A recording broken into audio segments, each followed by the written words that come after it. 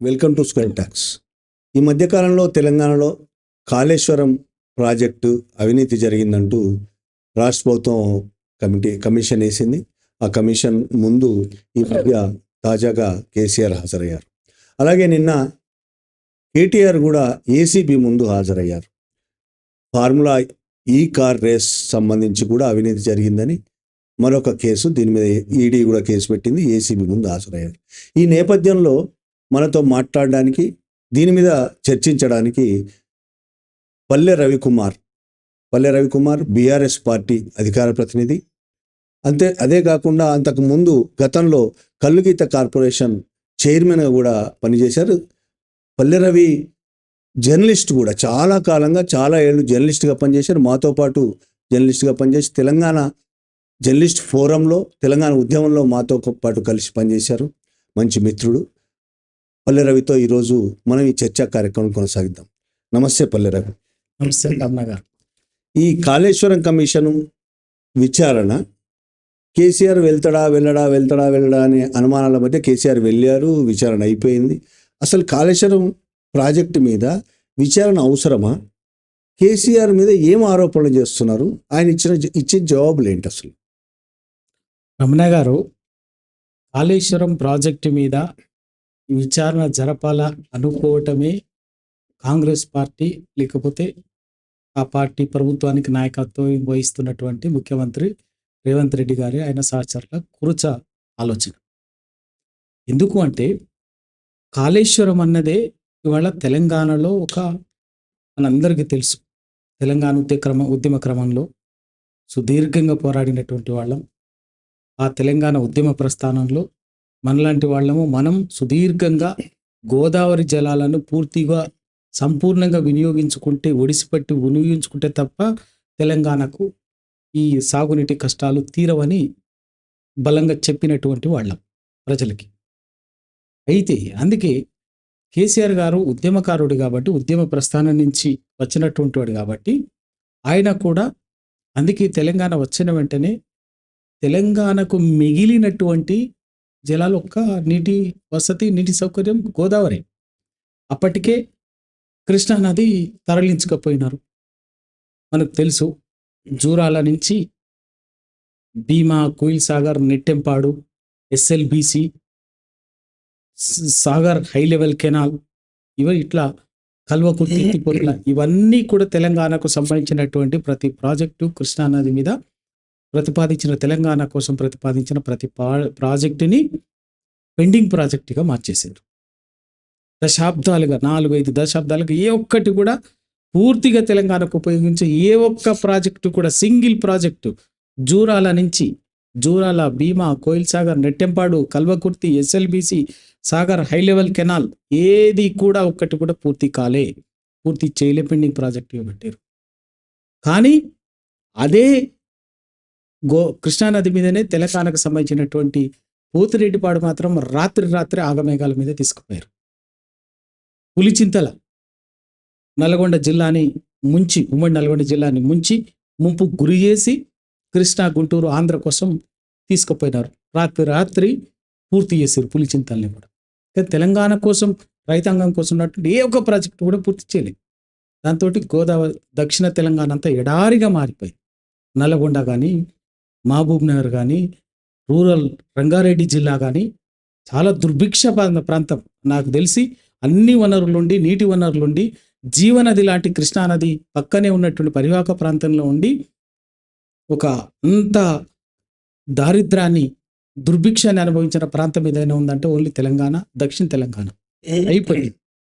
మిగిలింది ఏంటంటే ఇలా నీటి వసతులు తెలంగాణలో గోదావరి, జీవనది లాంటి గోదావరి ఉన్నది. ఆ గోదావరిలో నీళ్లు ఉన్నాయి. అందుకోసమే కేసీఆర్ గారు అధికారం వచ్చిన వెంటనే ఈ దక్షిణ తెలంగాణ ఎట్లాగ ఎడారిగా మారింది, ఈ దక్షిణ తెలంగాణకు సంబంధించినటువంటి ఈ నదులు, పెండింగ్ ప్రాజెక్టులు, వీటిని కంటే కూడా ముందు గోదావరి జలాలు ఉన్నటువంటి, ఎందుకంటే ట్రిబ్యునల్ ఉమ్మడి రాష్ట్రంలోనే తెలంగాణకి కాదు, మొత్తం ఉమ్మడి ఆంధ్రప్రదేశ్కి 1468 టీఎంసీల నీటిని తెలంగాణకు, ఉమ్మడి ఆంధ్రప్రదేశ్కు కేటాయించింది ట్రిబ్యునల్. దాంట్లో 969 టీఎంసీలు తెలంగాణకి కేటాయించింది. ఆంధ్రకు ఇవాళ ఆంధ్రప్రదేశ్కి 517 టీఎంసీలు కేటాయించారు.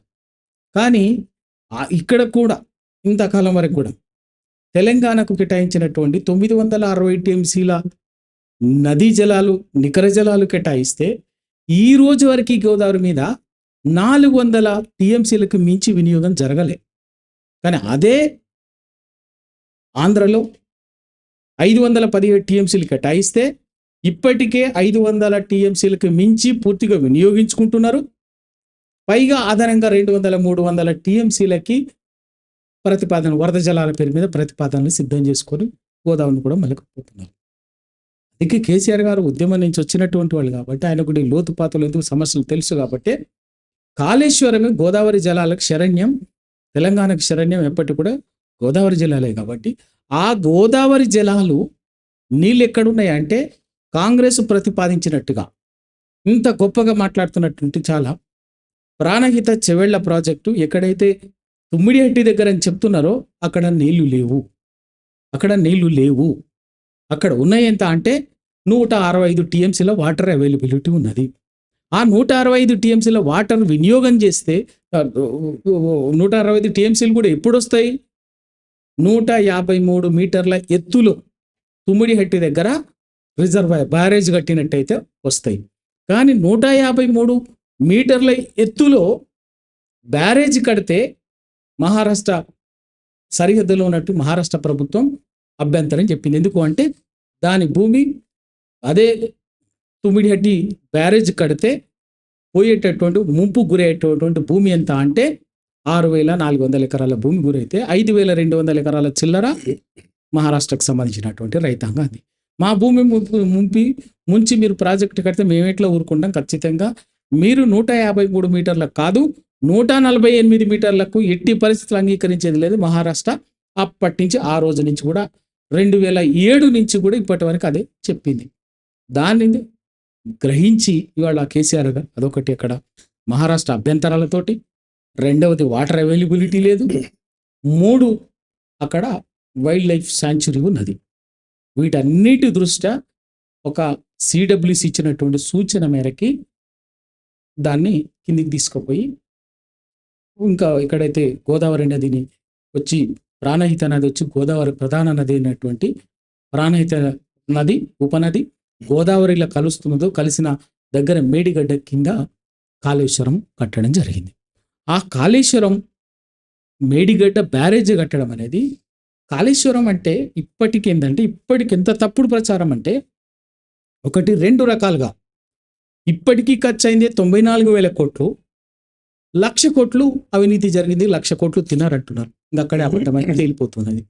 2 ఒక మేడిగడ్డ కాళేశ్వరం మొత్తం ప్రాజెక్ట్ అంటే ఒక మేడిగడ్డ కాదు. మేడిగడ్డ అనేది ఒక దాంట్లో 100 కాంపోనెంట్స్లో 100 ప్యాకేజెస్లో మేడిగడ్డ ఒక రిజర్వాయర్ మాత్రం, ఒక బ్యారేజ్ మాత్రమే. మేడిగడ్డ లాంటి బ్యారేజీలు 3 ఉన్నాయి. మేడిగడ్డ, సుందిల్ల, అన్నారం 3 బ్యారేజీలు ఉన్నాయి, 15 రిజర్వాయర్లు ఉన్నాయి. దాంట్లోనే కొండపోచమ్మ సాగరు, మల్లన్న సాగరు, ఆ రంగనాయక సాగరు, అన్నపూర్ణ సాగరు, బస్వాపూర్ రిజర్వాయరు, నిన్న మొన్న ముఖ్యమంత్రి గారు గొప్పగా శంకుస్థాపన చేసినటువంటి గంధమల్ల రిజర్వాయర్. ఇట్లా 15 రిజర్వాయర్లు ఉన్నాయి, 19 సబ్ స్టేషన్లు ఉన్నాయి, 21 పంప్ హౌజులు ఉన్నాయి, 204 కిలోమీటర్ల సొరంగ కాలువ ఉన్నది, 1531 కిలోమీటర్ల ఓపెన్ కాలువ ఉన్నది. ఇంత కలిపితే కాళేశ్వరం ప్రాజెక్ట్. కానీ మేడిగడ్డలో 8 బ్లాక్లలో 7వ బ్లాక్లో 2 పిల్లలు కుంగింది నిజం. ఆ కుంగితే దాన్ని చూపించేసి బూచిగా మొత్తంగా మేడిగడ్డ మొత్తము కాళేశ్వరం మొత్తం సముద్రం పాలైపోయింది, 1,00,000 కోట్లు తినేసారు, కొట్టుకపోయింది అని చెప్పేసి ఒక విషపూరితమైనటువంటి దుర్మార్గమైనటువంటి ప్రచారం చేయటం అనేది ఇవాళ వీళ్ళకే సాధ్యమైంది. వాస్తవంగా అక్కడ మేడిగడ్డ రిజర్వాయరే ఖర్చే 4,600 కోట్లు.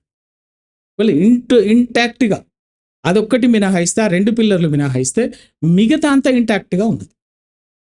కొండపోచమ్మ సాగర్ అని ఏ రిజర్వాయర్ కానీ ఈ కెనాల్ కానీ ఏది కూడా ఇబ్బంది లేకుండా యాజ్ ఇట్ ఈజ్గా పూర్తిగా ఉపయోగించుకుంటున్నాము. ఒక్క మేడిగడ్డ దగ్గర అయినటువంటి కుంగినటువంటిది ఉంది.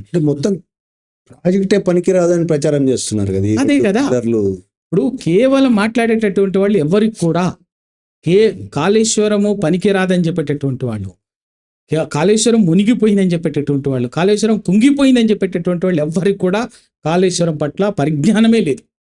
కాళేశ్వరం అంటే ఇప్పటికి అర్థమే కాలే. కాళేశ్వరం అంటే ఒక మేడిగడ్డ కాదు.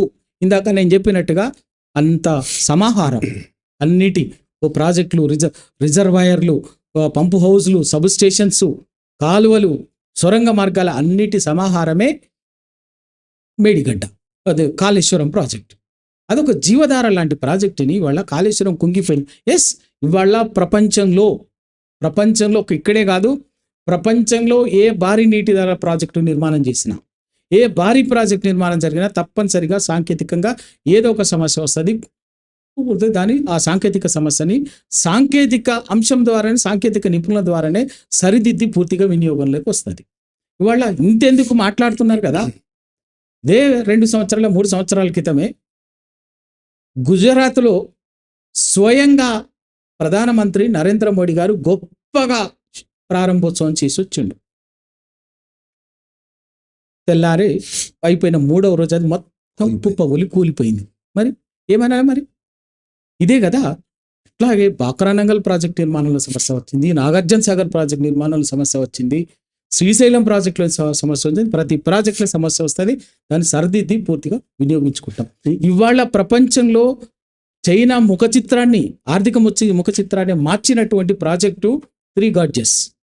ఆ 3 గార్జెస్ ప్రాథమిక దశలో నిర్మాణంలో జరిగినప్పుడే చాలా సాంకేతికపరమైనటువంటి సమస్యలు వచ్చింది, కుప్పగూలిని కొట్టకపోయింది. అయినా కూడా వాళ్ళు ఒక పట్టు విడలేని ఒక దృఢ సంకల్పంతో నిర్మాణం చేసుకున్నారు. దాన్ని పుయ్యాలు చేసి వాళ్ళ వినియోగంలోకి తెచ్చిన తర్వాత అద్భుతంగా ఉంది. ఇవాళ చైనాకు ఏ విధంగానైతే 3 గార్జెస్ చైనా దేశ ఆర్థిక ముఖ చిత్రాన్ని మార్చి ఒక సుసంపన్నంగా తయారు చేసింది, తీర్చిదిద్దగలిగిందో, కాళేశ్వరం అనేది ఎవరు ఒప్పుకున్నా ఒప్పుకోకపోయినా, రాజకీయాలు ఎన్నున్నా వాస్తవం ఖచ్చితంగా ఆ 3 గార్జెస్ లాగా తెలంగాణ ఆర్థిక ముఖ చిత్రాన్ని మార్చేటటువంటిదే కాళేశ్వరం ప్రాజెక్టు. ఒక జీవధార లాంటిది, తెలంగాణ కల్పతరువు లాంటిది, తెలంగాణ వరప్రదాయిని. ఖచ్చితంగా రాజకీయాలు ఉంటాయి, కానీ రాజకీయాల కోసం దీన్ని వాడుకోవటం అనేది చాలా బాధాకరం.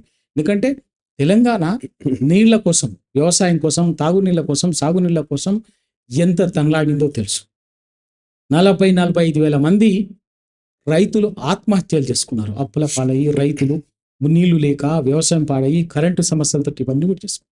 వాళ్ళ వాటన్నిటిది ఆ దుఃఖం తెలిసినటువంటి వాళ్ళు ఎవరు కూడా కాళేశ్వరం వ్యతిరేకించారు. కాళేశ్వరం తెలంగాణ కోసం తనలాడినటువంటి వాళ్ళు, నీటి కోసం తనలాడినటువంటి వాళ్ళు ఎవరు కూడా కాళేశ్వరం ప్రాజెక్టుని వ్యతిరేకించారు. కాళేశ్వరం ప్రాజెక్టు విఫల నిరర్ధకం కావాలని కోరుకోరు. దాంట్లో లోపాన్ని ప్రశ్నించడం తప్పు కాదు. నేను మళ్ళీ చెప్తున్నా, లోపాన్ని పొరపాటుని ప్రశ్నించడం తప్పు కాదు.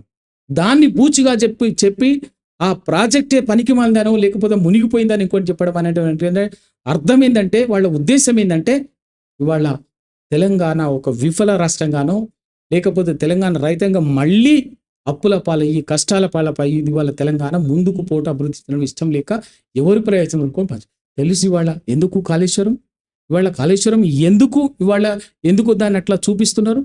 ఈరోజు కాళేశ్వరం చంద్రబాబు నాయుడు కావాల్సింది బనకచెర్ల, గోదావరి బనకచెర్ల పేరు మీద 200 టీఎంసీల నీటిని అక్రమంగా తరలించకపోవటానికి ఇవాళ వ్యూహం పన్నీటు.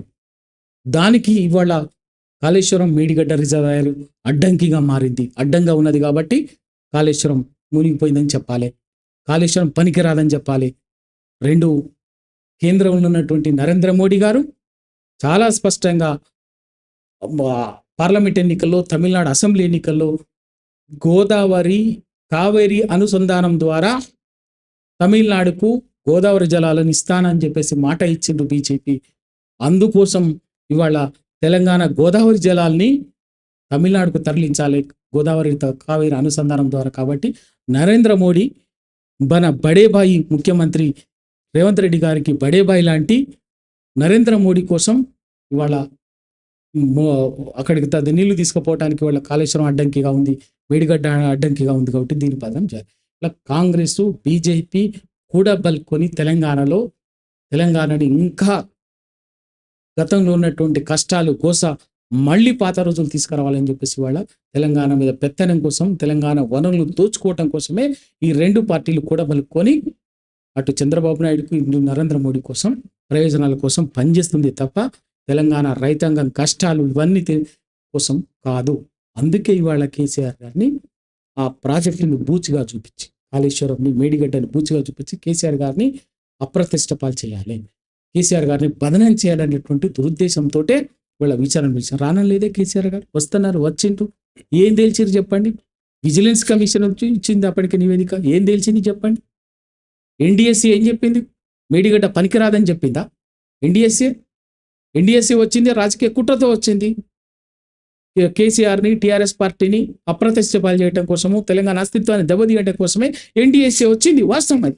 అయినా కూడా అటు అంత ఆ ఉద్దేశంతో వచ్చినప్పటికీ కూడా ఎన్డీఎస్సీ చెప్పింది ఏం తెలిసి తుది నివేదికలో మొత్తం మేడిగడ్డ మునిగిపోయిందని చెప్పలేదే, కుంగిపోయిందని చెప్పలేదే.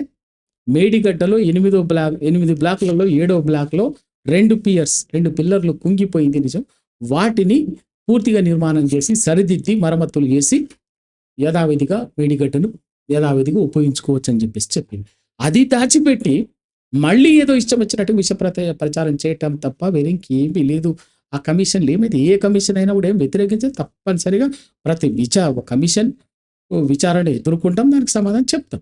అలాగే ఈ కాళేశ్వరం ప్రాజెక్టుకు సంబంధించి మంత్రివర్గంలో చర్చే జరగలేదని తుమ్మల నాగేశ్వరరావు అంటున్నారు. ఆ రోజు ఆయన మంత్రిగా ఉన్నాడు.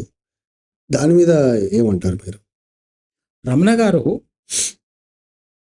మంత్రివర్గంగా చిన్న చిన్న విషయాలకు సంబంధించి మంత్రివర్గంలో, ఎందుకంటే తుమ్మల నాగేశ్వరరావు గారు టీడీపీలో సుదీర్ఘకాలం మంత్రిగా చేస్తున్నారు, టీఆర్ఎస్లో మంత్రిగా చేస్తున్నారు, ఇవాళ ప్రభుత్వంలో ఉన్నారు. మళ్ళీ ఈటెల రాజేందర్ చెప్తున్నాడు జరిగిందని.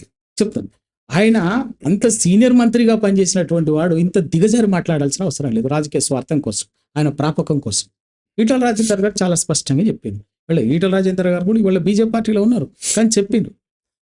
దాని మీద అందరికీ తెలుసు, తెలంగాణ రాష్ట్రం వచ్చిన వెంటనే పూర్తి స్థాయిలో నదీ జలాలను ఎట్లా ఉపయోగించుకోవాలి ఒడిసి పట్టి అని చెప్పేసి క్యాబినెట్ సుదీర్ఘంగా 8 గంటలు, ఒకరోజు 8 గంటలు సుదీర్ఘంగా సమావేశం జరిగి దాంట్లో సబ్ కమిటీ వేసి హరీష్ రావు గారు నీటిపారుదల శాఖ మంత్రిగా, ఈటెల రాజేందర్ గారు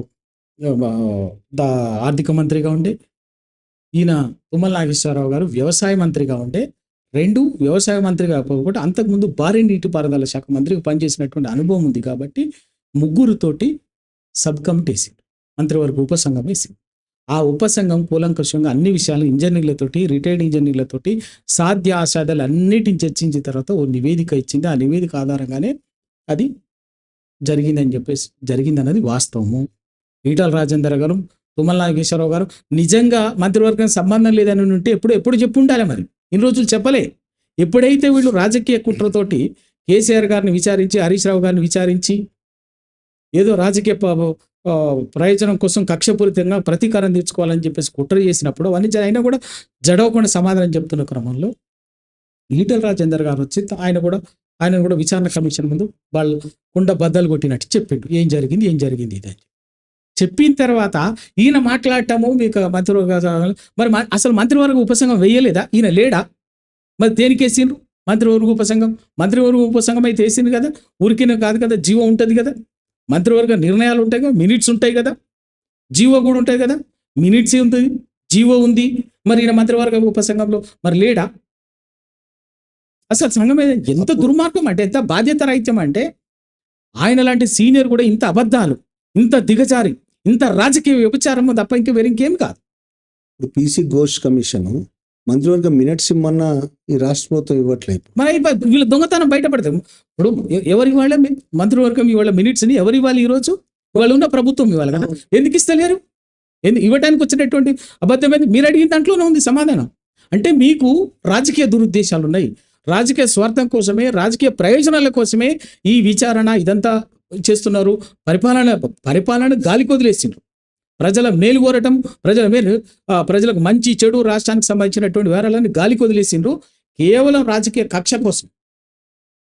కక్ష కోసమే అధికారాన్ని ఉపయోగిస్తున్నారు తప్ప వేరేం లేదు. ముఖ్యమంత్రి స్వయంగా చెప్పిండు కదా మొన్న యాదగిరిగుట్టలో లక్ష్మీనరసింహస్వామి దేవుడు సాక్షిగా చెప్పిండు, నేను అధికారంలోకి రావడానికి నా లక్ష్యం నెరవేరింది, కేసీఆర్ గారిని గద్దెదించడమే నా లక్ష్యం. నా లక్ష్యం నెరవేరింది. ఇంక నేను అప్పుడే అంటే ప్రజల్ని మంచి చేయటం కోసం, ప్రజలకు మంచి చేయడం కోసము, రాష్ట్రాన్ని ఉద్ధరించడం కోసము, ప్రజలకు ఏదో మేలు చేయటం కోసము, రాష్ట్రాన్ని అభివృద్ధి చేయడం కోసం అధికారంలోకి రాలే. దానికోసం నేను చేయలే. కేవలం కేసీఆర్ మీద కక్ష తీర్చుకోవడం కోసం అధికారంలోకి వచ్చిన. నా కక్ష తీర్చుకున్నాం. ఆయన మాకు కుర్చీ దించాలనుకున్న దించిన అయిపోయింది అన్నాడు. ఇంకా కుర్చీ దించడం కోసం వచ్చిన కేసీఆర్ మీద కక్షతో వచ్చినటువంటి వాడు ప్రజల మరి తర్వాత చేసే పనులన్నీ కూడా గవే ఉంటాయి. రాజకీయ కక్ష తప్ప ప్రజల మేలు కోసమో, రాష్ట్రాన్ని ముందుకు తీసుకుపోవటమో, రాష్ట్రాన్ని డెవలప్ చేయడం కోసమో ఆయన తన శక్తియుక్తులు ఉపయోగించట్లేదు. ఈ ప్రజలు ఇచ్చిన అధికారాన్ని కేవలం కేసీఆర్ని, కేసీఆర్ కుటుంబాన్ని, టీఆర్ఎస్ పార్టీని, తెలంగాణ ప్రయోజనాలను దెబ్బతీయడానికి తప్ప వేరే ఇంకేమీ లేదు. స్వయంగా ఆయనే లక్ష్మీనరసింహ స్వామి సాక్షిగా చెప్పిండు. ఇంకేముంది ఇక్కడ మాట్లాడటానికి ఏముంది? సరే, ఇప్పుడు మరో విషయం, బీఆర్ఎస్ వర్కింగ్ ప్రెసిడెంట్ కేటీఆర్కి సంబంధించి ఫార్ములా ఈ కార్ రేసుకు సంబంధించి ఏసీబీ అండ్ ఈడీ కేసులు పెట్టాయి. ఏసీబీ నిన్న విచారణ కూడా జరిగింది. దాంట్లో నిజంగా ఏమైనా అవినీతి జరిగిందా? మీ ఉద్దేశం ఏంటి అసలు? రమణ గారు నిజంగా జర్నలిస్ట్గా సుదీర్ఘకాలం పనిచేసినాం వచ్చేసింది. ఏసీబీ అంటే ఏంటిది? అవినీతి నిరోధక శాఖ. అవినీతి అంటే ఏంటి మన అందరికీ తెలిసింది. సమాజానికి కూడా ఏంటంటే ఇప్పటి వరకు జ్ఞానంలో ఉన్నది ఏంటంటే రెండే విషయాలు. డబ్బులు ఇవ్వటము అవినీతి కిందకి వస్తుంది, డబ్బులు తీసుకోవటం అవినీతి కిందకి వస్తుంది. ఇక్కడ ఈ విషయంలో ఎక్కడైనా డబ్బులు ఇవ్వడం కానీ తీసుకోవటం కానీ జరిగిందా? లేదు కదా. మనకి ఏసీబీ ఇక్కడ ఎంటర్ కావటమే టెక్నికల్గా దాని పరిధిని మించి రాజకీయ కక్ష కోసం అది పనిచేస్తున్నది తప్ప, కాంగ్రెస్ పార్టీ రేవంత్ రెడ్డి రాజకీయ కక్ష కోసం పనిచేస్తున్న ఏజెన్సీ లాగా పనిచేస్తుందే తప్ప అవినీతి నిరోధక శాఖగా పనిచేయట్లేదు. అది ఎందుకు అంటే ఈ ఫార్ములా అది ఎలక్ట్రిక్ వెహికల్స్ ట్రెండ్ ఇప్పుడు ఉన్నటువంటి దాన్ని దానికి ఎమర్జింగ్ ట్రెండ్ని హైదరాబాదు, తెలంగాణ కేంద్రంగా ప్రపంచంలోనే ఎలక్ట్రిక్ మోటార్ వెహికల్స్కి మ్యానుఫ్యాక్చరింగ్, రీసెర్చ్ అండ్ మార్కెటింగ్కు దీన్ని ఒక హబ్బుగా తీర్చిదిద్దాలన్నట్టు ఒక సంకల్పంతో కేటీఆర్ గారు ఈ ఫార్ములాని ఒక తనకున్న ఇంటర్నేషనల్ ఎక్స్పోజర్లు ఉపయోగించి తీసుకొని వచ్చాడు. అది ఒక సెషన్ అద్భుతంగా 1 year అద్భుతంగా కండక్ట్ చేసింది. దాంట్లో కూడా పార్టిసిపెంట్స్ కూడా ప్రపంచంలోనే మోటార్ వెహికల్ రంగంలో ఒక బాగా పేరు ఉన్నటువంటి ఒక జాగువార్ కంపెనీ వచ్చింది, మహీంద్రా, నిషాన్, ఇలాంటి ఒక 20 international top companies motor vehicle field ఉన్నటువంటి దాంట్లో వచ్చినాయి. రావటమే కాదు, వాళ్ళు పెట్టుబడులు పెట్టడానికి దానికి సంబంధించినటువంటి ఎలక్ట్రిక్ మోటార్ ఫీల్డ్లో వాళ్ళు పెట్టడానికి వాళ్ళు కూడా హైదరాబాదు ఒక సానుకూలమైన వాతావరణాన్ని క్రియేట్ చేసింది. ఆ వీక్లోనే ఆ సందర్భంగానే అమర్ రాజా బ్యాటరీస్ కూడా కంపెనీ కూడా ఎలక్ట్రిక్ బ్యాటరీస్కి సంబంధించి 9,800 కోట్లతో పెట్టుబడి పెట్టడానికి చర్చల దగ్గరనే తెలంగాణలో పెట్టడానికి కూడా అదే వారంలో ఆ సందర్భంగానే ఒప్పందం కూడా కుదుర్చుకున్నారు. పని కూడా పెట్టింది. దానికి సంబంధించిన ప్రాసెస్ కూడా జరుగుతుంది. కేసీఆర్ యాక్ట్ చేసి ఇది జరిగిన తర్వాత ఇది జరుగుతుండగానే ఎన్నికల సమయంలోనే అనుకోకుండా ఎలక్షన్ షెడ్యూల్ వచ్చింది. ఆ సమయంలోనే ఎవరైతే మొదటి సంవత్సరం ఈ కార్ రేస్కి స్పాన్సర్గా ఉన్నటువంటి సంస్థ దీనివల్ల నాకు ఆర్థికంగా ఉపయోగం లాభం జరగలేదు, తెలంగాణకు ప్రయోజనం జరిగింది, రాష్ట్రానికి జరిగింది, అంతా జరిగింది, కానీ నాకేం లాభం రాలే ఆర్థికంగానే వాళ్ళ కారణాలతోటి దాన్ని డ్రాప్ అయ్యింది. ఆ టైంలో ఎలక్షన్స్ జరుగుతున్నాయి. ఇంకో కొత్త స్పాన్సర్ని వెదకటానికి టైం లేదు. వెంటనే అది ఇంకే వదిలేస్తే మరే రాష్ట్రం కానీ, మరే నగరం కానీ, ఏదో దేశం కానీ దాన్ని నిర్వహణ చేసుకోవటానికి ముందుకు తీసుకోవటానికి రెడీగా ఉంది. మోస్ట్ ప్రెస్టీజియస్ వరల్డ్లో ఉన్నటువంటి యాక్టివిటీ అది. దాన్ని వెంటనే కేటీఆర్ గారు ఇంత కష్టపడి మనం తీసుకురావడానికి ఇంత కష్టపడ్డాము, జరుగుతున్నటువంటి రెండో సంవత్సరంలో దాన్ని కూడా మనం వదులుకుంటే ఇంకెక్కడికో పోతుంది అనేది అప్పటికప్పుడే హెచ్ఎండిఏ నుంచి దానికి స్పాన్సర్ కట్టాల్సినటువంటి స్పాన్సర్ చేసేటటువంటి డబ్బుల్ని హెచ్ఎండిఏని ఒక స్పాన్సరర్గా తాత్కాలిక వెసులుబాటు కింద ఈ ఫార్ములా సంస్థకి డబ్బులు ఇవ్వటం జరిగింది. ఆ డబ్బులు నిర్ణయం ఓపెన్, దాని డబ్బుల్ని అధికారికంగా ఆన్లైన్ నేషనలైజ్డ్ బ్యాంక్ నుంచే వాళ్ళ అకౌంట్లోకి పోయినాయి. అక్కడే డబ్బులు ఉన్నాయి. వాళ్ళు మాకు డబ్బులు రాలేదని చెప్పలే, మాకు ఇవ్వలేదని చెప్పలే, మా దగ్గరే ఉన్నాయని చెప్పారు. ఇచ్చింది నిజం, వాళ్ళు తీసుకున్నది నిజం, అక్కడ ఉన్నాయి నిజం. ఇక్కడ దుర్బుద్ధులు ఎక్కడొచ్చిందంటే ప్రభుత్వం మారటం వల్ల దాన్ని కేసీఆర్ గారికి, కేటీఆర్ గారికి తెలంగాణకు వస్తున్నటువంటి ప్రతిష్టని దెబ్బతీయటం కోసము దుర్బుద్ధితోటి గవర్నమెంట్ వచ్చిన వెంటనే దాన్ని డ్రాప్ చేయటమే ఇవాళ వచ్చినటువంటి సమస్య, ప్రభుత్వం మారటం వల్ల. అంటే ఒక నిర్ణయం తీసుకున్న తర్వాత మధ్యలో స్పాన్సర్ వెళ్ళిపోకుండా ఒప్పందాలు ఉంటాయి. వెళ్ళిపోతే వాళ్ళ మీద ఫైన్ అవన్నీ ఉంటాయి కదా, అవేం పట్టించుకోకుండా మళ్ళీ గవర్నమెంట్ నుంచే హెచ్ఎండిఏ నుంచే డబ్బులు ఇవ్వడం ఎందుకు జరుగుతుంది? రమణ గారు, అది కరెక్ట్గా ఆ కరస్పాండింగ్ దాని సంబంధించి నెగోషియేట్ చేసి ఇదంతా కూడా టెక్నికల్. ఏంటంటే ఎన్నికల టైం, అది ఎలక్షన్ కోడ్ వచ్చి ఇమీడియట్గా అయితే ముందు ఫస్ట్ అది చేసి దాన్ని యాక్షన్ అవన్నీ చేయాలి. తర్వాత ముందైతే అది వేరే ఇంకెక్కడ వాడు ఆగిపోకుండా వెంటనే అది చేయడం కోసం చేసినటువంటిది. ఎందుకు అంటే హెచ్ఎండిఏకు ఆ అవకాశం ఉన్నది. హెచ్ఎండి అనేది హైదరాబాద్ మెట్రోపాలిటన్ డెవలప్మెంట్ అథారిటీ.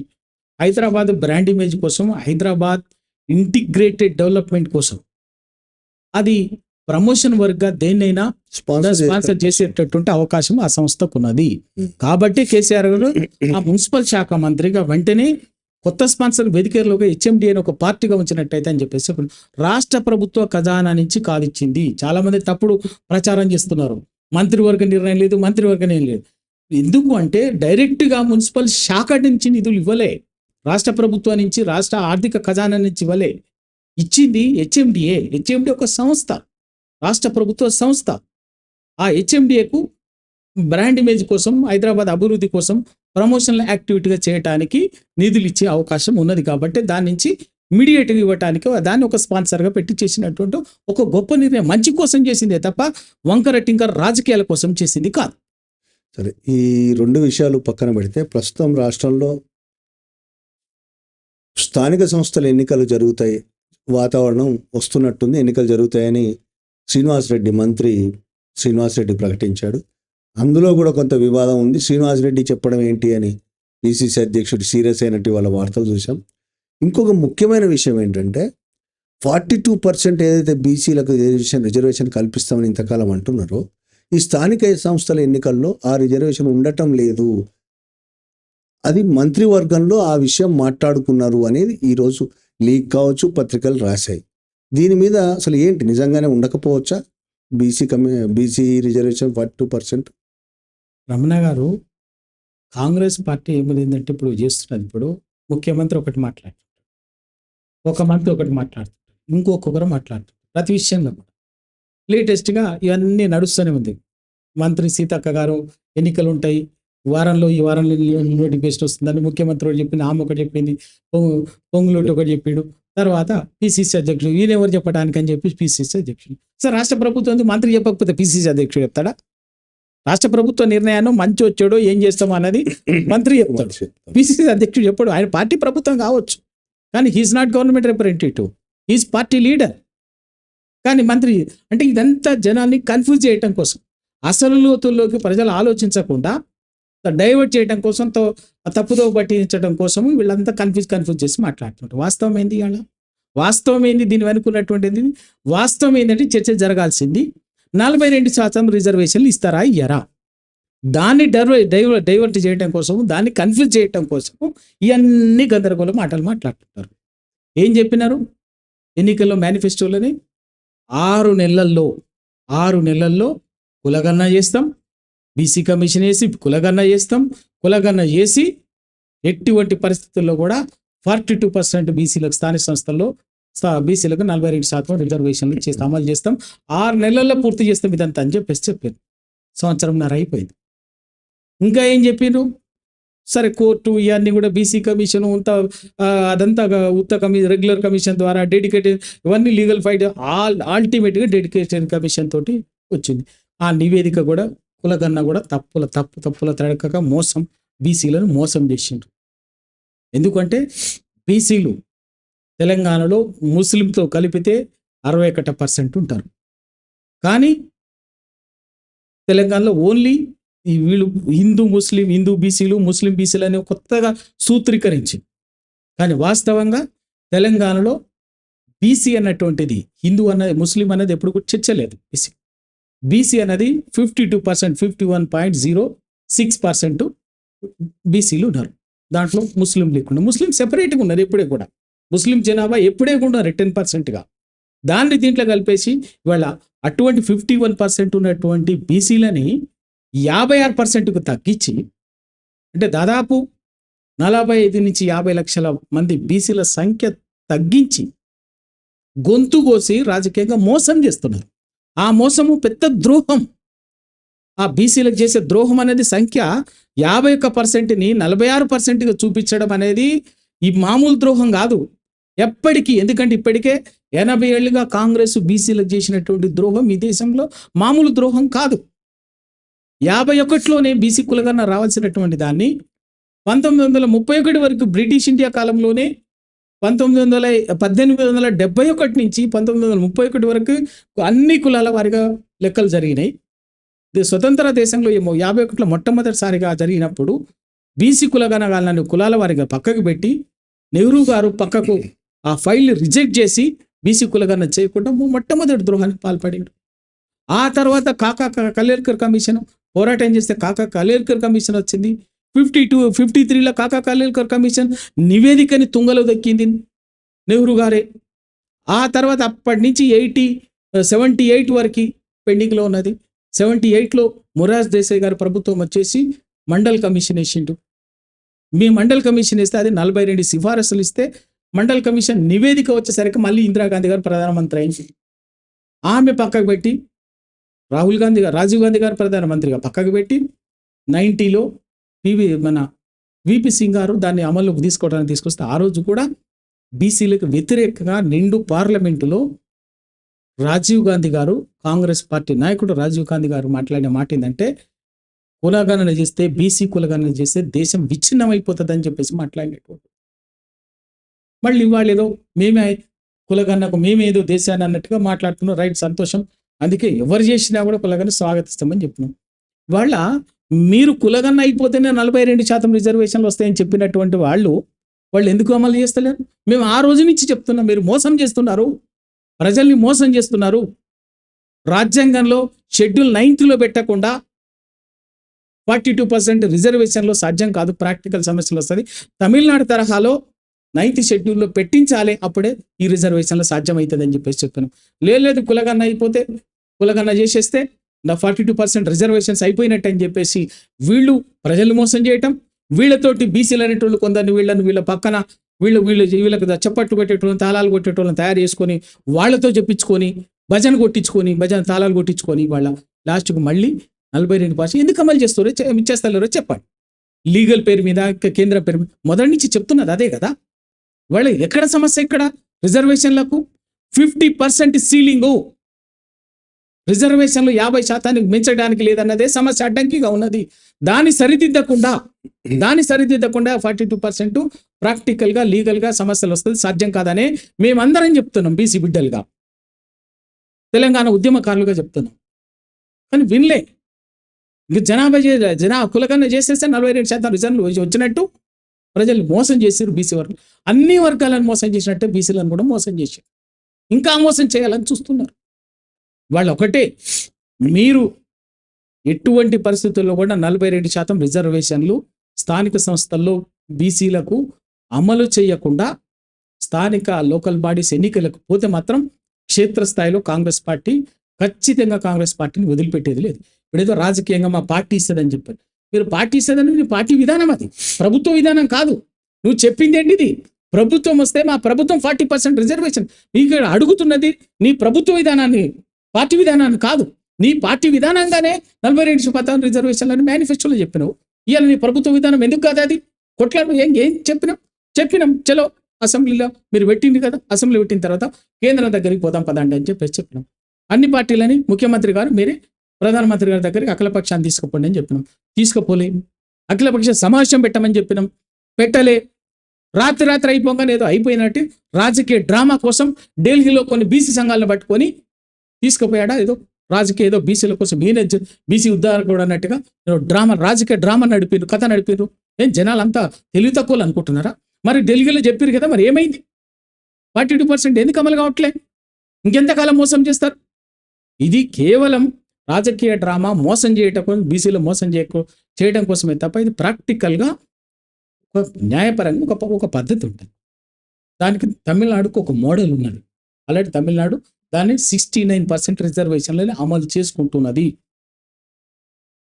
అది ఉద్యోగాలు కావచ్చు, ఉద్యోగ అవకాశాల్లో కావచ్చు, అది 69% రిజర్వేషన్. సేమ్ రెప్లికా ఆ మోడల్ని 9th షెడ్యూల్లో సవరించి దానికి అడ్డంకిగా ఉన్నది సుప్రీంకోర్టు.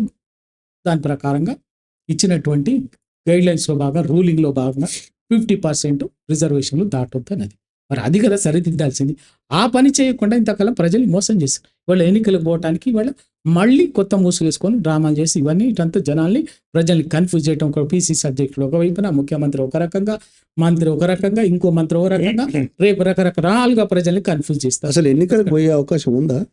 ఇదంతా ఇప్పటికే సంవత్సరం దాటిపోయింది. పదవి కాలం అయిపోయి మండల పరిషత్తు, జిల్లా పరిషత్తు, గ్రామ పంచాయతీల పదవి కాలం అయిపోయి సంవత్సరం అయిపోయింది. అయిపోయినాక కూడా ఇంకా ఏంటంటే ఎన్నికలకు ఫేస్ చేసే పరిస్థితులు. ప్రజాక్షేత్రంలో ప్రజలకు ఇచ్చినటువంటి 400 హామీలని వీళ్ళు ప్రజలకు ఇచ్చినటువంటి హామీలని నెరవేర్చే పరిస్థితుల్లో లేరు. మోసం చేసిండు. పోతే రేపు రైతులు నిలదీయొచ్చు, నిరుద్యోగులు నిలదీయొచ్చు. ఏదో ఒక వర్గం తప్పనిసరిగా మాకు తిరగబడుతుంది కాబట్టి ఆ వర్గాన్ని దాన్ని కప్పిపుచ్చుకోవడం కోసం క్షేత్రస్థాయిలో స్థానిక సంస్థల ఎన్నికల్ని ఎదుర్కొనే పరిస్థితిలో వీళ్ళు లేరు. అందుకోసం ఎప్పటికప్పుడు డైవర్ట్ చేయటం, కన్ఫ్యూజ్ చేయటం ప్రజలు. అంతే తప్ప ఎన్నికలు ఇప్పుడు పెట్టండి. 42% బీసీ రిజర్వేషన్ల అమలు చేయకుండా ఎన్నికలకు పోతే మాత్రం క్షేత్రస్థాయిలో బరాబర్గా రాజకీయంగా తరుముడే కాంగ్రెస్ పార్టీ. ఇంకో ముఖ్య విషయం, ఈ మధ్యకాలంలో ధన్వాడ ఇన్సిడెంట్ చూసాం. ఇథనాల్ ఫ్యాక్టరీకి సంబంధించి ప్రజలు తిరుగుబాటు, వాళ్ళ మీద కేసులు. జర్నలిస్టు జనం సాక్షి ఎడిటర్ రెహమాన్ మీద కూడా కేసు పెట్టారు. ఆ తర్వాత చాలా చోట్ల ఇథనాల్ ఫ్యాక్టరీ కావచ్చు, ఫార్మా కంపెనీ, ప్రజల మీద దాడులు, ప్రజల తిరుగుబాట్లు జరుగుతున్నాయి. నిన్న ఏటూరు నాగరం మండలం రొయ్యూరు అనే అటవీ ప్రాంతంలో ఆదివాసులు ఇల్లు చిన్న గుడిసెలు వేసుకుంటుంటే వాళ్ళ మీద దాడి చేసి దాన్ని కూల్చేసే ప్రయత్నం చేశారు. వాళ్ళు తిరుగుబాటు చేశారు. ఈ విధంగా ప్రతి చోట్ల ఒకవైపు వీళ్ళు కూల్చేసే ప్రయత్నము, ఇల్లు కట్టుకున్న ఆదివాసులను ఇళ్లను కూల్చేయడం కావచ్చు, ఫార్మా కంపెనీలకు, ఇథనాల్ కంపెనీల కోసం. ఆ కంపెనీలు ప్రభుత్వం పెడుతున్న కంపెనీలు కాదు, మళ్ళీ ప్రైవేట్ వాళ్ళ కోసం ఆ భూములు లాక్కోవడము. పెట్టొద్దని ప్రజలు, పర్యావరణ నష్టాలు జరుగుతున్నాయని ప్రజలు చెప్తున్నప్పటికీ వాళ్ళకు వ్యతిరేకంగా దాడులు చేయడం, కేసులు పెట్టడం. దీన్ని మీరు టీఆర్ఎస్గా మీరు ఎట్లా చూస్తారు అసలు? అలాగే ఇంకో చిన్న విషయం, పెద్దది ఈ మొత్తం ఇన్సిడెంట్లో కాకపోవచ్చు కానీ సిరిసిల్లలో మనందరికీ తెలిసిన తెలంగాణ ఉద్యమంలో బాగా పనిచేసిన అరుణోదయ విమలక్క వాళ్ళ ఇల్లు కూడా సిరిసిల్లలో కూల్చేశారు. ఆల్రెడీ కూల్చేశారు అనేది ఇవాళ పేపర్లో వచ్చిన వార్త. దీన్ని మొత్తంగా ఎట్లా చూస్తారు మీరు? రమణ గారు, అధికారంలోకి వచ్చిన మరుసటి రోజు నుంచి కాంగ్రెస్ చాలా బాధాకరమైన విషయం ఏంటంటే 420 హామీలు ఇచ్చిండ్రు, 6 గ్యారంటీలు ఇచ్చిండ్రు. ప్రజలు ఏదో ఆశించి ఎవరైనా కూడా ఇంకా కొంత మంచి జరుగుతుందని ఓట్లేసి అధికారంలోకి వచ్చిన మరుసటి రోజు నుంచి ప్రజలు మనల్ని ఏ ఆశతోటి, ఏ నమ్మకంతో ఓట్లేసిండ్రో ఆ పని చేయకుండా వీళ్ళు అధికారంలోకి వచ్చిన మరుసటి రోజు నుంచే రేవంత్ రెడ్డి గారి ప్రభుత్వం బుల్డోజర్ను పట్టుకొని ప్రజల మీదకి పోయింది. ఇంతకంటే దుర్మార్గమేమో. మూసీ పేరు మీద, మూసీ ప్రక్షాళన పేరు మీద, హైడ్రా పేరు మీద ప్రజల్ని చేస్తుంటే ప్రజలు తిరగబడ్డారు. 2, మీరు చెప్పినటువంటి ఇథనాల్ ఇవాళ జోగులాంబ గద్వాల జిల్లా పెద్దదన్వాడ మండలం దగ్గర ఇథనాల్ ఫ్యాక్టరీ కావచ్చు, ఇవాళ ప్రజలు తిరగబడ్డారు. ఇప్పుడు లేటెస్ట్గా నడుస్తుంది. అంతకంటే ముందు అదే ముఖ్యమంత్రి గారి సొంత నియోజకవర్గం కొడంగల్లో లగచెర్ల లంబాడీలు తిరగబడి ఎంత గట్టిగా నిలబడి పోరాటం చేస్తే కూడా అధికార మదంతో, అధికార అహంకారంతో చాలా చిన్న వాళ్ళ బతికేటటువంటి లంబాడీల మీద ఉక్కుపాదం మోపాలని మోపి వాళ్ళని దుర్మార్గంగా, కర్కశంగా వ్యవహరిస్తే 40 మందిని దాదాపు 2 నెలల పాటు జైల్లో నిలబడ్డం. అయినా కూడా టీఆర్ఎస్ పార్టీ మేము కేసీఆర్ గారు కేటీఆర్ గారు ధైర్యంగా వాళ్ళకి అండగా నిలబడి దాన్ని పోరాటాన్ని తీసుకుపోయినాం ముందు. తర్వాత ఆదిలాబాద్లో దిలావర్పూర్లో సేమ్ మీరు చెప్పింది జరిగింది. రామన్నపేటలో నల్గొండ జిల్లా, ఉమ్మడి నల్గొండ జిల్లా రామన్నపేటలో కూడా అదాని ఫ్యాక్టరీ కోసం భూమిపైతే రైతులు తిరగబడితే మళ్ళీ అటువైపు పోలే. ఇవన్నీ ఏవి కూడా మీరు చెప్పినట్టుగా ఏవి కూడా ప్రభుత్వ అవసరం కోసమో ప్రాజెక్టు కోసమో దేనికోసమో భూసేకరణ కాదు. కేవలం లగచర్లలో ఆయన అల్లుడు ఫార్మాసిటీ సామ్రాజ్యం కోసం ఇయాల్టి ధన్వాడలో తన రాజకీయ చంద్రబాబు నాయుడు ప్రియశిష్యుడైనటువంటి శ్రీనివాస్ అనే ప్రియశిష్యుడి ఫ్యాక్టరీ కోసం, ఇథనాల్ ఫ్యాక్టరీ కోసం, రామన్నపేటలో ఆదాని కోసం, తేలావర్పూర్లో ఇంకొకరి, ఇట్లా అంటే పెద్ద సంపన్నుల కోసం, పెద్ద పెద్ద ఇండస్ట్రియలిస్టుల కోసం భూసేకరణ దానికోసం చేసి దౌర్జన్యంగా ఓ పేదవాడిది భూమిని నమ్ముకొని బతికేటటువంటి వాడు, భూమి ఆ మనిషి జీవనాధారంగా ఉన్నటువంటి వాళ్ళ మీద దౌర్జన్యం చేసి అధికారం, మీకు ప్రజలు మీకు అధికారం ఇచ్చింది వాళ్ళ బాగు చేయమని చెప్పి, కానీ వాళ్ళ బతుకులు కూల్చమని కాదు. బతుకులు కూల్చడానికి దౌర్జన్యంగా పోయి దానికి ఏమనంటే పోలీసుల్ని ఇష్టం వచ్చినట్టుగా వాడి కేసులు పెట్టి చేసి చేయటం. దాంట్లో వాస్తవంగా మీరు చెప్పినట్టుగా A1 ఒకతనైతే, A2 రెహమాన్ తెలంగాణ ఉద్యమకారుడు, మన అందరితో కలిసి జర్నలిస్ట్గా కలిసి పనిచేసిండు, ఉద్యమంలో కలిసి పనిచేసిండు, ఇంత సమాజం అంటే ఇంత ప్రేమ ఉన్నటువంటి వాడు. సేమ్ ఆ ప్రాంతం వాడు, గద్వాల ఆ ప్రాంతం వాడే కాబట్టి దాంట్లో కొంచెం ఎక్కువగా ఇన్వాల్వ్ అయితే అయి ఉండొచ్చు. కానీ అక్కడ ఒక జర్నలిస్ట్గా తన తన గడ్డ మీద, సొంత గడ్డ మీద ఇంత ప్రేమ ఉంటుంది, ఆరాటం ఉంటుంది, అయి ఉండొచ్చు, స్పందించి ఉండొచ్చు. కానీ అక్కడ ప్రత్యక్షంగా లేడు. అటువంటి మీద దానికి మద్దతు ఇచ్చినందుకు, వాళ్లకు బాసటగా నిలబడినందుకు ఏటుకు పెట్టారేంటో అయింది. ఇంకా ఇంతకంటే దౌర్జన్యం ఏమిది? వీళ్ళు 6-7 గ్యారెంటీగా ప్రజాస్వామ్యం ఇచ్చినాము, ప్రజాస్వామ్యం తెలంగాణలో పునరుద్ధరిస్తాం, అద్భుతంగా గీత వీళ్ళు చెప్పే బాబు. సేమ్ ఇవాళ మీరు చెప్పినటువంటి మన వాళ్ళ ఏటూరు నాగరం దగ్గర కూడా గదేచర్ ఆదివాసి అడవి అనేది ఆదివాసుల హక్కు. 170 చట్టం ఉన్నది, షెడ్యూల్ ప్రాంతాలు ఇవన్నీ. కనీసం వీళ్ళకి రాజ్యాంగం లేదు, చట్టం లేదు, ఏమీ లేదు. మరి ఆదివాసి ఎప్పుడు కూడా ఆ భూమి మీద ఇల్లు కోసమో ఇంత పోడు చేసుకొని బతకడం జీవనాధారంగానే ఉంటుంది తప్ప, దాన్ని భూమి మీద అడవి ఇల్లు వేసుకునేటువంటి వాళ్ళు కూడా దౌర్జన్యంగా మీరు వాళ్ళని కూల్చి వాళ్ళని చేయటము అంటే ఎంత దుర్మార్గం అంటే, ప్రతిదీ అంతే వీళ్ళు చేస్తున్న పని. ప్రజల్ని బతకనిస్తలేరు, సామాన్యుని. సంపన్నుడి కోసమో పారిశ్రామికవేత్తల కోసమో పెద్ద పెద్ద బడా పారిశ్రామికవేత్తమో పేదవాడిని గొంతు కోసి భూమి మీద లేకుండా చేసి దౌర్జన్యంగా భూమిని గుంజుకునేటటువంటి దుర్మార్గమైనటువంటిది. దానికి అవసరమైతే పోలీసు వస్తుంది, అవసరమైతే బుల్డోజర్ వస్తుంది. ఇకేం చేస్తారు సామాన్యుడు? ఎంత వాడి శక్తి, వాళ్ళ శక్తి ఎంత? ఈ దుర్మార్గమైనటువంటి ప్రభుత్వాలని, కర్కశ ప్రభుత్వాలని, ఈ నిరంకుశ ప్రభుత్వాలని ఎదుర్కొనే శక్తి వాళ్ళకి ఎంత ఉంటుంది? ఆఖరికి వాళ్ళ అటువంటిది బాసడమైనటువంటి వాళ్ళని కూడా ఇలా మనం సమాజంలో లేకుండా చేసుకున్నాం, చేసిండు. వాళ్ళ ఎవరు ప్రశ్నించేటటువంటి వాళ్ళని, వాళ్లకు హక్కు పోరాడేటటువంటి వాళ్లకు వెన్నుదనుగా ఉండేటటువంటి వాళ్ళకు, తిరగబడేటటువంటి వాళ్లకు వెన్నుదనుగా ఉండేటటువంటి వాళ్ళని కూడా ఎప్పటికప్పుడు ఆ పేరు మీద, ఈ పేరు మీద కేసులు, విచారణల పేరు మీద కోర్టులు ఇవన్నీ కూడా వేధిస్తూనే ఉంటాయి. లాస్ట్కి ఎక్కడికి తీసుకొచ్చారంటే వీళ్ళు, ఇందిరమ్మ రాజ్యం అంటే మనము ఏదో ప్రజలు ఆశపడినట్టుగా ఏదో మంచి జరుగుతుందని కాదు, మళ్ళీ ఎమర్జెన్సీ రోజులను తీసుకొస్తున్నారు, చీకటి రోజులను తీసుకొస్తున్నారు. అడిగేటటువంటి వాళ్ళని, తిరగబడేటటువంటి వాళ్ళని అయితే గొంతులు మూయించడము, లేకపోతే జైళ్ళలో తోయటం. ఇంకా కూడా ఆ గొంతులు మూసినా, జైళ్ళలో తోసినా ఎదిరించడం మానకుండా తట్టుకొని నిలబడేటువంటి వాళ్ళని అవసరమైతే ఏదో ఒక పేరు మీద చంపేయటం అనేది వీళ్ళకు తెలిసినటువంటి విద్య. ఇంకా అంతవరకు రాలే, ఇంకా 4 రోజులైతే అది కూడా వస్తుంది. ఇంకా ఇప్పుడు ఇందాక మీరు రామన్నపేట గురించి చెప్తూ అదానికి సంబంధించి చెప్పారు. దాని విషయంలో మళ్ళీ ఒకటి గుర్తొచ్చింది. నిన్న రేవంత్ రెడ్డి మాట్లాడుతూ రైతులు అదాని అంబానీలతో పోటీ పడాలంటున్నాడు.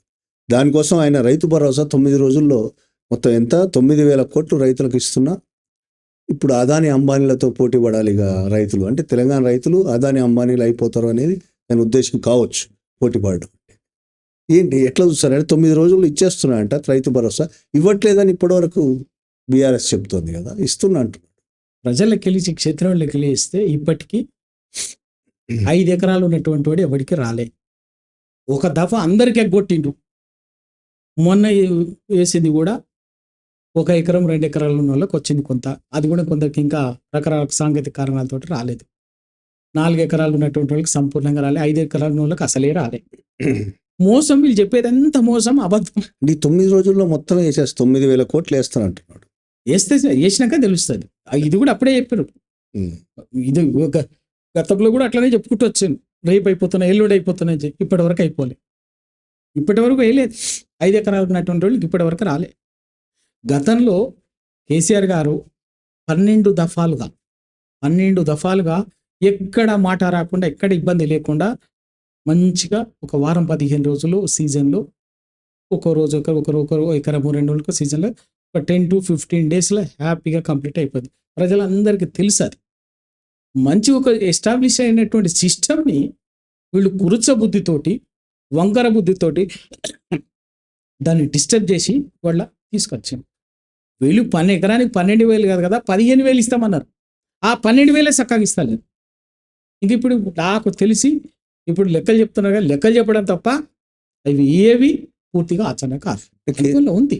కేసీఆర్ ఇచ్చాడు అంటే కేసీఆర్ మొత్తం అప్పులు చేసి ఇచ్చారు, అప్పుల పాలు చేశాడు, మాకు అప్పు పుట్టట్లేదు, ఇవ్వలేకపోతున్నాం అని డైరెక్ట్ రేవంత్ రెడ్డి చెప్తున్నాడు కదా. కేసీఆర్ అప్పులు తెచ్చింది నిజం. 4,26,000 కోట్ల అప్పులు తెచ్చింది నిజం. తెచ్చిన అప్పులు 8 లక్షలు 7 లక్షలు ఇక పూటొక మాట మాట్లాడుతున్నారు. మొదట ఏం మాట్లాడి 4.5 కోట్లు అన్నారు, 4,20,000 కోట్లు అన్నారు, తర్వాత 5 లక్షల కోట్లు అన్నారు, తర్వాత 7 లక్షల కోట్లు అన్నారు, ఇప్పుడు కొత్తగా 8 లక్షల కోట్లు అంటున్నారు. అదే కేంద్ర ఆర్థిక శాఖ పార్లమెంట్లో 4,26,000 కోట్లని అట్లా అధికారికంగా ప్రకటించింది.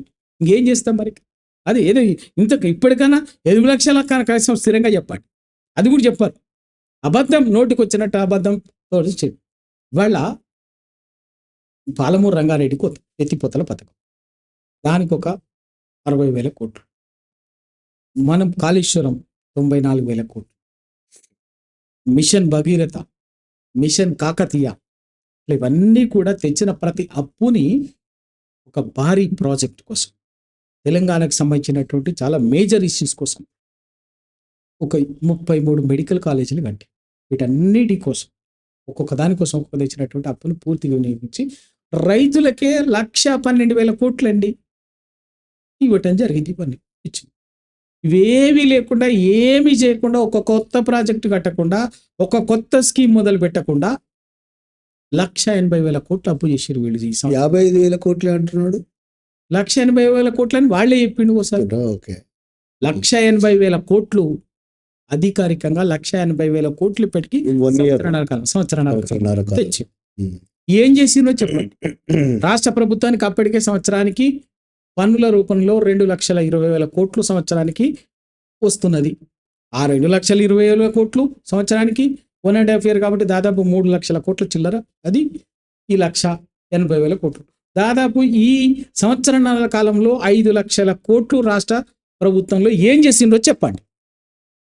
దాని మీద శ్వేతపత్రం ఇవ్వండి. అది కదా చెప్పాల్సింది. 1.5 year కాలంలో 5 లక్షల కోట్ల డబ్బుల్ని, 5 లక్షల కోట్ల రూపాయల్ని దేనికి ఖర్చు పెట్టిండు, దేనికైందో చెప్పండి. శ్వేతపత్రం ఇవ్వండి. అది శ్వేతపత్రం ఇవ్వండి. ఎందుకు మోసం చేస్తారు ప్రజల్ని? మోసం చేయటం తప్ప, అబద్ధం చెప్పడం తప్ప వేరే ఇంకేమి లేదు. పదే మోసం చేస్తూ పబ్బం గడిపోవడం తప్ప ప్రజలకు ఇచ్చినటువంటి హామీలు నెరవేర్చడం కానీ, ప్రజాపాలన చేయడం కానీ వీళ్ళకి చేతనైతే లేదు. Thank you Ravi. స్క్వేర్ టాక్స్కు మీ విలువైన అభిప్రాయాలు తెలియజేసి thank you very much. Thank you Ramana గారు.